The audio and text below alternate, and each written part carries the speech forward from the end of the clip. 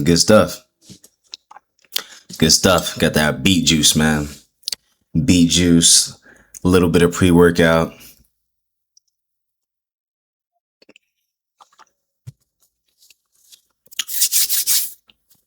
It's almost about that time. So, you know what it is. Getting ready to head out to the gym, man. And, a big topic of discussion recently has been fascia and overall our flexibility, our nervous system, our elastic neural network. Bam. It's been a huge topic on my mind recently just because anytime I really start getting after it in the gym, I'm reminded every single time why stretching is important. So for the past couple days, getting back to the roots, man, We do cover fitness on this channel extensively.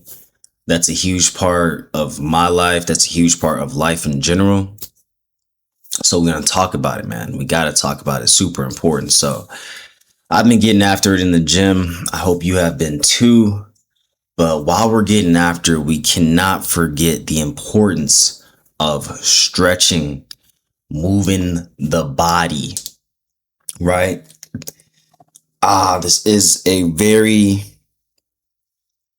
intricate system.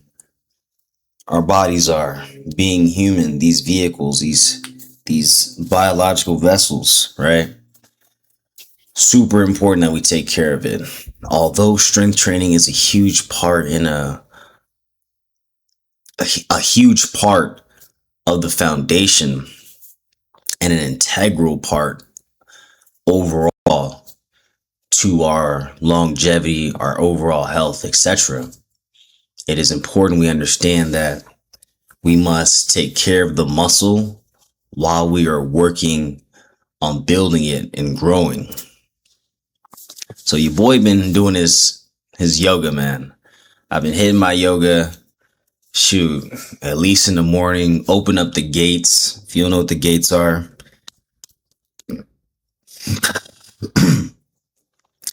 it's your inner thighs, your hip muscles, your adductors. So inner thigh muscles, your adductors, and getting a good stretch of the hip, the entire hip girdle, right? Even focusing on the lower back as well. This particular muscle group, this particular muscle region is integral to overall health. I'm going to get into some videos that talk about the importance of your hip girdle, hip strength, glute muscle strength, lower back strength, hip flexor strength. Super important. It's one of those things, man. Guys, if you're skipping leg day, stop it. Stop skipping leg day. I'm telling you, man. I recently had swelling in my knee. It was swelled up to the point where I really couldn't bend it. I couldn't make that bending action. That's important. At least if you're, bending down to grab certain things, if, you get the point. But one thing that happens to me is that if I end up in a certain amount of pain via my muscles or nervous system, I have that athlete's mind where I need to jump into action and get moving. Hardly do I ever really believe stagnation or stopping and resting is the solution. That's just how my mind works. That's how my brain works. I don't know why it's like that, but it's like that. I don't know what background I'm going to put here. I'm going to probably put something. I'm not too sure, but just free flowing. So I got to jump into action and move around. That's just how I feel. That's how it's always been with me. So that's just kind of how I attack everything. But yesterday, and this happens on a weekly basis where I'm always listening to my body, but those certain days, like if you're curious about when you take a rest day, I'll be honest with you, you kind of just know when you need a rest day. Depending on the type of workout you had the day before, the type of exertion, the type of load you put on the body, it depends on the workout.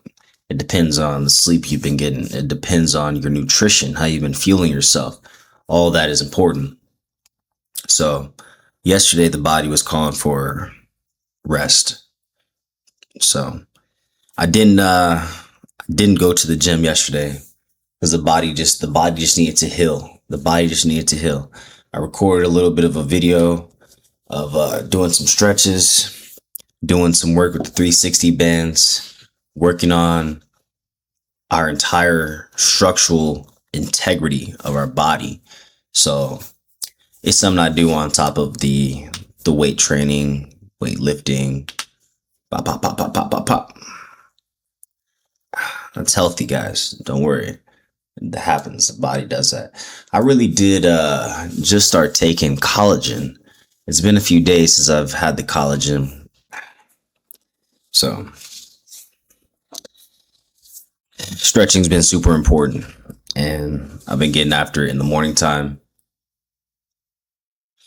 Because that's what the body needs, man. This body calls for before you go to bed, before you lay down for the evening, the day's over, get you a good stretch in. Get a good stretch in. Roll out if you have a good foam roller. If you don't have a good foam roller, get a good foam roller. Super important. And roll the body out, man. You know, don't be scared to apply that pressure. You know, that back and forth pressure. Super important for our fascia, as I mentioned. I'll go over some important facts and details about the fascia. But the fascia is basically our fascia is a layer of connective tissue below the skin. Is multi-layered and it plays an active role in the body. This is a really weak article. Let's see. Let's see here. Here we go. Let's see. It's a continuous multi-layered connective tissue that surrounds and supports every structure in the body, playing a key role in movement, posture, and sensory perception. Sensory perception is a huge one because there's this other video that I want to show you guys too as well about laying on the floor. If you don't understand nor have you experienced the benefits of what laying on a flat surface can do for your body, you're missing out. Trust me. If you, like anybody else, if you feel like really compressed via the spine, if you feel really tight in your upper to mid back, if you feel tight in your shoulders, all of the above, man. I mean, your hips, knees, all of the above. Lay down on the floor, a flat surface for about 5 to 10 minutes a day. Honestly, even when you just need a quick relief, this is a movement you can do when you just need a quick relief from gravity and the compression of your spine. Laying flat on the surface, laying flat on a surface will help you with that decompression, and it's lovely. So I almost forget every now and then why I want to lay on a flat surface, and that's because it just relieves so much pressure and stress from the body. Fascia is also a thin and strong sheet of connective tissue composed mainly of collagen, elastin, and glycosamin. Well, here we go. All right, what up? Glycosaminoglycans. Glycosaminoglycans. Interesting. Which provide strength, elasticity, and hydration. So, again, let me see here. I'm not recording a certain, I'll bring up, let's see, fascia. I'll bring up a photo in the video. Let's see here. Let's see what it looks like. So I'll probably show this one right here. Fascia. As you can see, it's thin, it's thread like, it looks elastic, it looks like almost plastic like in a way. And then this one right here, you can see fascia basically wraps around our entire muscles. Let me see here. All right, so you know the white part, as you can see, the white part of of this of this person, of this anatomy, the muscular anatomy of this person. The white part is what you call the fascia. Now, fascia is important for various reasons, but one of the main particular reasons is, I think, let's see, fascia connection to neuroconductivity, right? This is a super important part. So fascia's connection and neural conductivity, it says a bi-directional relationship. Fascia is not just connective tissue, it is a highly innervative dynamic system that interacts closely with the nervous system, influencing and being influenced by neural conductivity. Fascia is richly supplied with sensory nerve endings, mechanoreceptors, and even piezoelectric properties, meaning it can generate electrical signals in response to mechanical pressure, right? So that's super important to remember. You guys ever seen the test where the physician hits your knee, like it's a reflex test, right? Let's patellar reflex, quick involuntary leg movement trigger when a doctor or tester taps a patella tendon just below the kneecap. So you guys all know that test. And if you look if you look at the patella tendon, it's completely covered in fascia. So like I was saying, the electrical signals in response to mechanical pressure. So you want to make sure, one, that you keep hydrated. You got to make sure that you always stay hydrated, especially during this time of year. You want to make sure that you have the right minerals. It's one thing to remember, not to just drink water. You can't only just drink water. You want to make sure that you're drinking a healthy amount of what they call electrolytes. Electrolytes, you know, you can buy them in small packets, or BCAAs.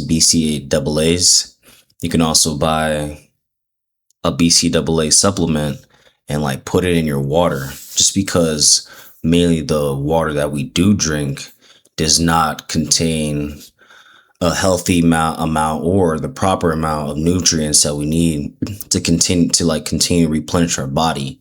So like all the salt, magnesiums and whatnot, the regular water, mainly purified water we drink, store-bought water, does not come with those minerals. So when you sweat, especially like when you work out, or if you're like taking creatine or something, you want to make sure that you're well hydrated, and basically that your body is saturated with those nutrients and those minerals pretty much on a constant basis, because you got to remember, you're constantly filtering and cycling out those nutrients every time you relieve yourself.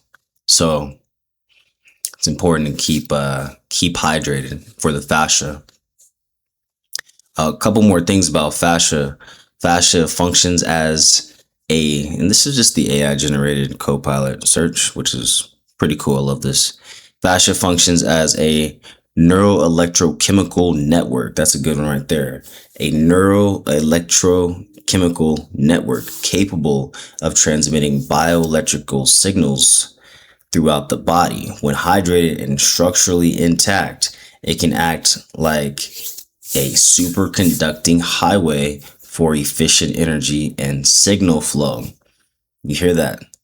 A superconducting highway for efficient energy and signal flow.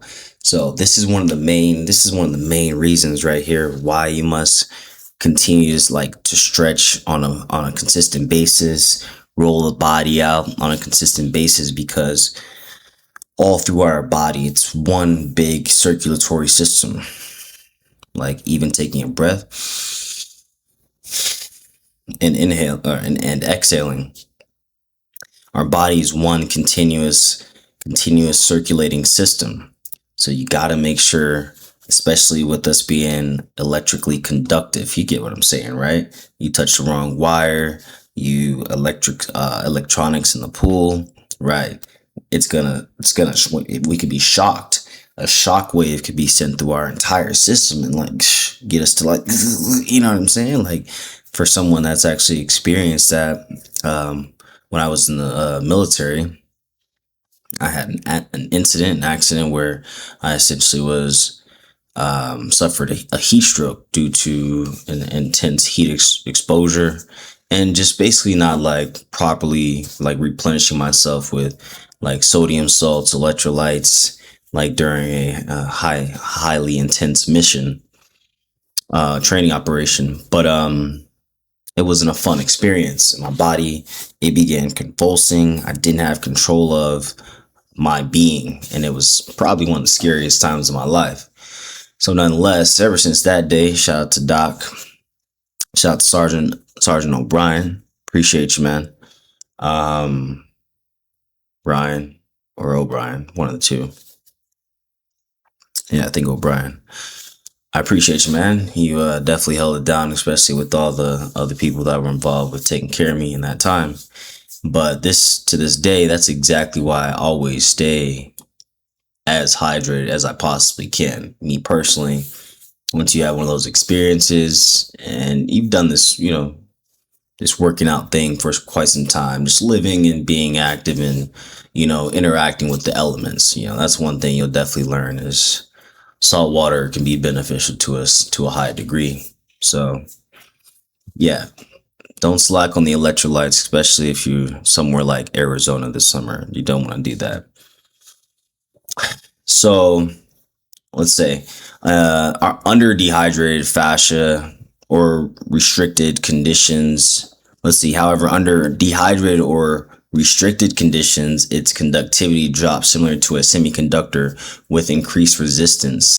This modulation allows fascia to regulate the flow of neural information in response to hydration, tension, and mechanical stress. So that's basically staying hydrated, working out, and rest. So working out and rest is going to be super important, because it's not just how much mechanical tension you're putting on the body, but it's also on the other side, how much rest, how much restructuring when it comes to,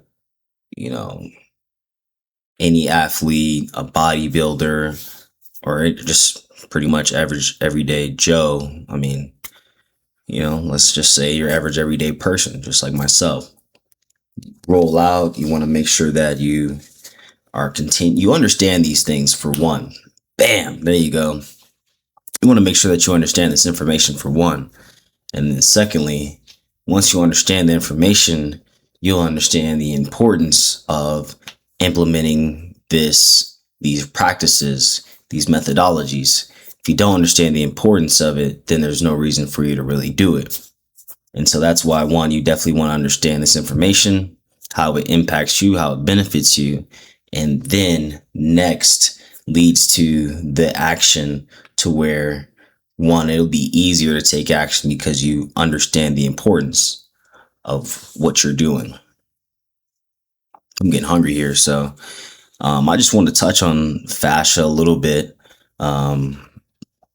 See, let's see here. Recent studies suggest fascia may be part of a hidden neural network in deep fascia, potentially influencing autonomic and sensory processing, of course. And so that's the other thing too, like when it comes down to keeping the fascia nice and elastic. So one of the place, I mean, I would say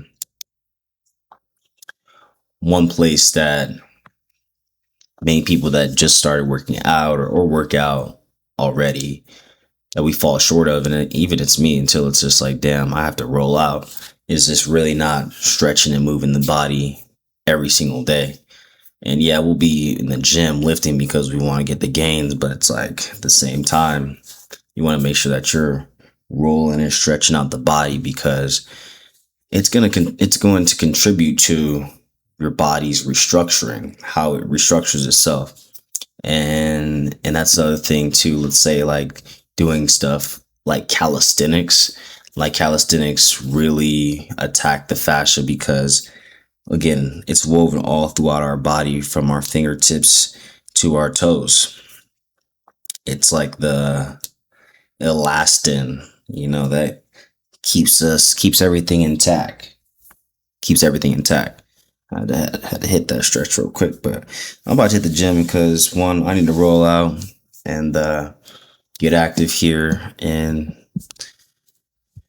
yeah, study up, read up on the fascia. Once you understand this information, once you know this information, then sticking to a certain routine, making these adjustments will not be like the hardest thing you ever done. So let's not overcomplicate it. Let's use all our resources at hand. Hope y'all like this video, and like the video, subscribe to the channel, and drop down the comments. Tell me, what do you think about fascia? Do you stretch? Is it something you do consistently or not? Let me know. Appreciate y'all for tuning in. Until next time.